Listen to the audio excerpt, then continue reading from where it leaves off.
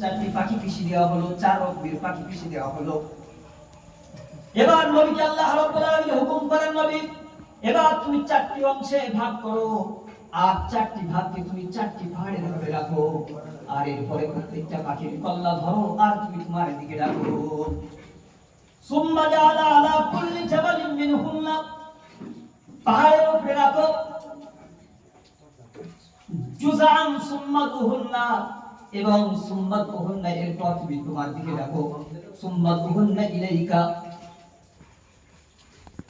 হযরত ইব্রাহিম আলাইহিস সালাতু ওয়াস সালাম ডাক দিলেন, সেই পাখির যখন নাম ধরে ডাকেন, সঙ্গে সঙ্গে সেই পেশাইকৃত পাখির হাড় হাড্ডিগুলো হযরত ইব্রাহিম আলাইহিস সালাতু ওয়াস সালামের হাতের যে কল্লা, সেই কল্লার সঙ্গে জুড়ে যায়।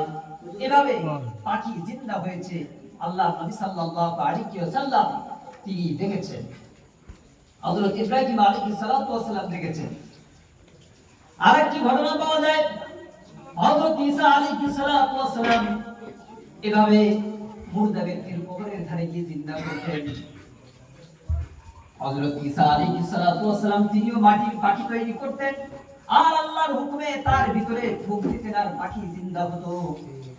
আরেকটি ঘটনা পাওয়া যায়, আও কাল্লাযী মাররা আলা ক্বরিয়াতিন ওয়া হিয়া খাবিয়াতুন আলা উরুশিহা, কোন একজন নবী তিনি দ্বীনের দাওয়াতের কাজে যাচ্ছিলেন, এমন এক গ্রামের পাড়ে যাচ্ছিলেন, ওয়া হিয়া খাবিয়াতুন আলা উরুশিহা, যে গ্রামটা ধ্বংস হয়ে গেছে, মোকালাই দেই মানুষ সব ইন্তেকাল হয়ে গেছে। قال عنا أو كالذي مر على قرية وهي خاوية على عروشها قال أنى يحيي هذه الله بعد موتها। সেই নবী বললেন, আল্লাহ আপনি মৃত্যুর পরে কিভাবে জিন্দা করবেন? এত মানুষের ইন্তেকাল করেছে, কিভাবে আপনি জিন্দা করবেন? তার মনের ভিতরে সব জায়গায় দেখান।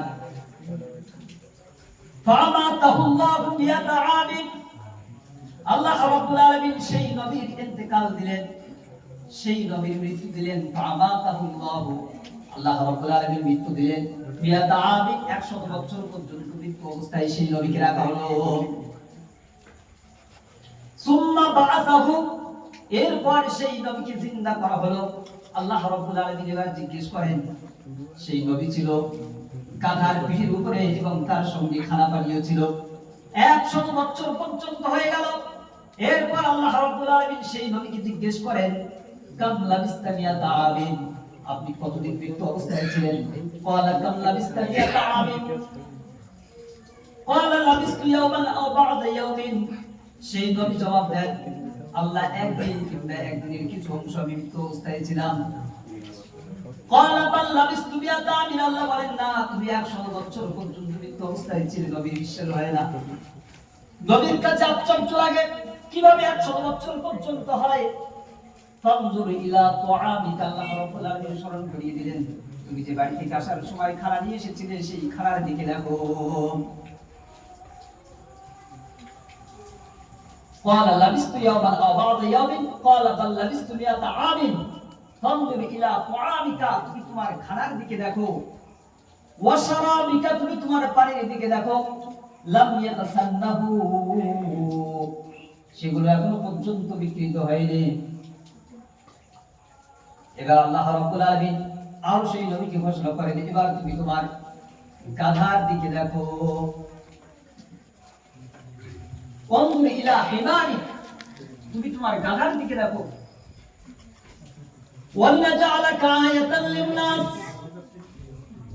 আমি এগুলো মানুষের জন্য নিদর্শন স্বরূপ বানিয়েছি, যে মানুষের বিশ্বাস হবে না আল্লাহ রাব্বুল আলামিন কিভাবে জিন্দা করবে। এজন্য কোরআন কারীমের মধ্যে আল্লাহ রাব্বুল আলামিন এই সমস্ত ঘটনাগুলি রেখেছেন।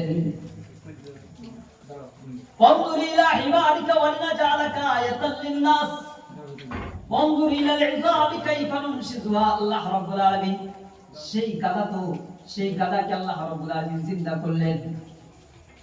ওয়ালনাজআলাকা আয়াতাল লিন্নাস ওয়ানজুর ইলা আল-ইযামি কাইফা নুনশিজুহা সুম্মা নাকসুহা লাহমা, হাড় হাড্ডি, গাধার হাড় হাড্ডিগুলো একটা একটার সঙ্গে আল্লাহ রাব্বুল আলামিন জুড়ে দিলেন। এরপরে আল্লাহ রাব্বুল আলামিন তার উপরে গোশত ছড়িয়ে দিলেন, গাধাকে আল্লাহ রাব্বুল আলামিন জিন্দা করলেন। সুম্মা নাকসুহা লাহমা ফালাম্মা তাবাyyana লাহু আল্লাহ রাব্বুল আলামিন বয়ান করলেন ফালাম্মা তাবাyyana লাহু ক্বালা আ'লামু সেই নবী বললেন আমি জানি আল্লাহ আলা কুল্লি শাইইন কাদির আল্লাহ রাব্বুল আলামিন সব কিছুই করতে পারেন সব কিছুই তিনি করতে সক্ষম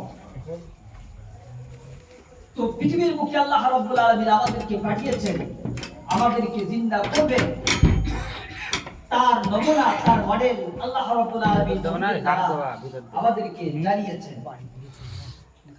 আল্লাহ রাব্বুল আলামিন পৃথিবীতে আমাদেরকে যে পাঠালেন যে মকসদ যে উদ্দেশ্য সে উদ্দেশ্য হচ্ছে ওয়া খালাকাতুল জিন্না ওয়াল ইনসা ইল্লা লিয়াবুদুন আমি জিন ও ইনসানকে সৃষ্টি করেছি ইল্লা লিয়াবুদুন আমার ইবাদত বندگی পূজা অর্চনা করার জন্য আমি সৃষ্টি করেছি